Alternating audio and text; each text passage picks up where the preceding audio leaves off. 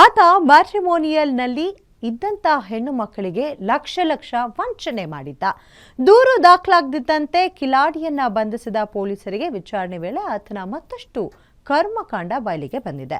ಕಳೆದ 8 ವರ್ಷಗಳಿಂದ ಹುಡುಗಿಯರಿಗೆ ಚೀಟಿಂಗ್ ಮಾಡೋದನ್ನೇ ಫುಲ್ ಟೈಮ್ ಬಿಸ್ನೆಸ್ ಮಾಡಿಕೊಂಡಿದ್ದ ಆ ಕಿರಾತಕನ ಹಿಸ್ಟ್ರಿ ನಿಮ್ಮ ಮುಂದೆ.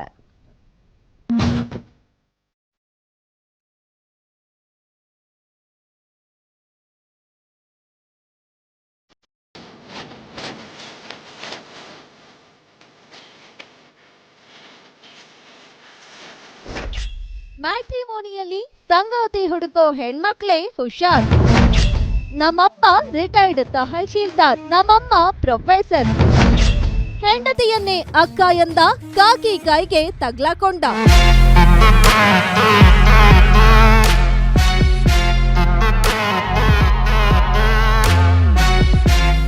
ಅಯ್ಯೋ, ಇನ್ನು ಮದ್ವೆ ಆಗಿಲ್ಲ, ಮ್ಯಾಟ್ರಿಮೋನಿಯಲ್ಲಿ ಒಳ್ಳೆ ಹುಡುಗ ಸಿಗ್ತಾನೆ, ಮದ್ವೆ ಆಗಿ ಲೈಫ್ ಸೆಟಲ್ ಆಗೋಣ ಅನ್ನೋ ಪ್ಲಾನ್ ನಲ್ಲಿರೋ ಹೆಣ್ಮಕ್ಳು ಈ ಸ್ಟೋರಿನ ನೋಡ್ಲೇಬೇಕು.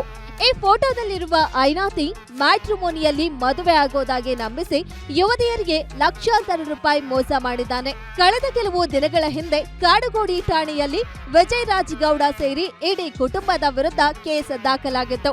2019ರಿಂದಲೂ 2026ರವರೆಗೆ ಹಲವಾರು ಯುವತಿಯರಿಗೆ ಚೀಟಿಂಗ್ ಮಾಡಿದ್ದಾನೆ.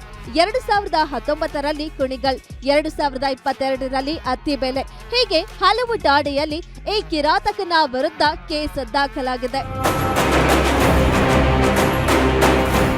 ತುಂಬಾ ದಪ್ಪ ಇದ್ದೀರಾ, ಅದರಲ್ಲೂ ಯಾವುದೇ ಸೈಡ್ ಎಫೆಕ್ಟ್ ಇಂದ ಸಣ್ಣ ಆಗ್ಬೇಕಾ? ಎಷ್ಟೋ ಜನ ಹೇಳ್ತಾ ಇದ್ರಿ, ಸರ್ ನಾನು ಜಿಮ್ಗೆ ಹೋಗ್ತಾ ಇದ್ದೀನಿ ಆದ್ರೂ ಸಣ್ಣ ಆಗ್ತಾ ಇಲ್ಲ ಸರ್, ವರ್ಕೌಟ್ ಮಾಡ್ತಾ ಇದ್ದೀನಿ ಆದ್ರೂ ಸಣ್ಣ ಆಗ್ತಾ ಇಲ್ಲ ಅಂತ ಹೇಳ್ತಾ ಇದ್ರಲ್ಲ. 100% ಯಾವ ಜಿಮ್ಗೂ ಹೋಗ್ದಂಗೆ ವರ್ಕೌಟು ಮಾಡ್ದಂಗೆ ನೀವು ಸಣ್ಣ ಆಗ್ಬೋದು.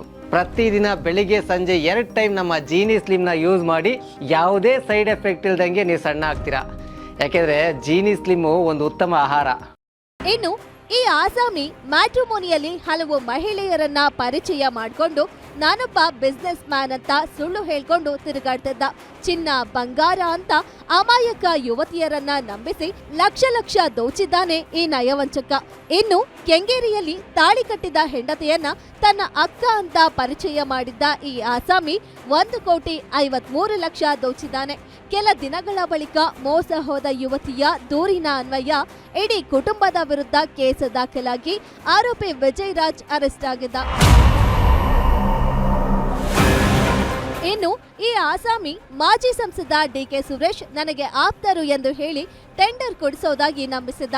ಹಾಗೆ ಟಾಟಾ ಪವರ್ ಡಿಡಿಎಲ್ ಕಂಪನಿಗೆ ವಾಹನದ ಗುತ್ತಿಗೆ ಕೊಡಿಸೋದಾಗಿ ಕೂಡ ಹೇಳಿದ್ದ. ಹೀಗೆ ಕಳೆದ ಕೆಲವು ವರ್ಷಗಳಿಂದ ಎಲ್ಲರಿಗೆ ಮೋಸ ವಂಚನೆ ಮಾಡಿಕೊಂಡು ಜೀವನ ನಡೆಸುತ್ತಿರುವ ಆರೋಪಿ ಸದ್ಯ ಲಾಕ್ ಆಗಿದ್ದಾನೆ.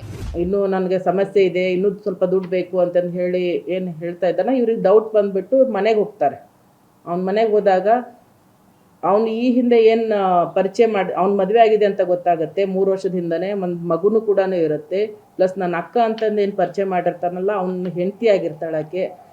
ನನ್ನ ತಂದೆ ರಿಟೈರ್ಡ್ ತಹಸೀಲ್ದಾರ್ ಅಂತ ಪರಿಚಯ ಮಾಡಿರ್ತಾನೆ, ಬೋರೇಗೌಡ ಅಂತ ಅವ್ರ ತಂದೆ ಹೇಳಿ.